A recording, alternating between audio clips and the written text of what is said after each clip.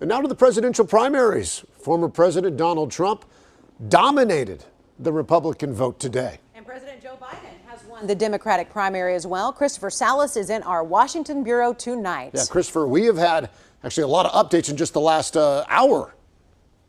We've been watching the results come in all day on this Super Tuesday, and it's looking more and more likely there will be a 2020 presidential rematch this November between President Joe Biden and former President Donald Trump.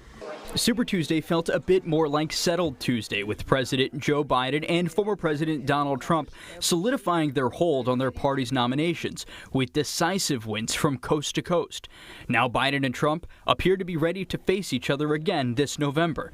President Biden saying the Super Tuesday results, quote, leave the American people with a clear choice. Former President Trump also looking beyond the primaries as he addressed the crowd that gathered at Mar-a-Lago Tuesday. It's November 5th. It's right around the corner. November 5th is going to go down as the single most important day in the history of our country. With voters in 16 states across the country finally having a chance to cast their first ballots of the presidential cycle, the most important results coming out of Super Tuesday may not be the results themselves, but the messages voters sent to the frontrunners. For former President Donald Trump, it's about whether he can grow his base and win more of the moderate GOP vote that's been supporting Haley. And for Biden and Democrats, they're watching those uncommitted vote totals. Democratic primary voters have used that option to send a message to the president.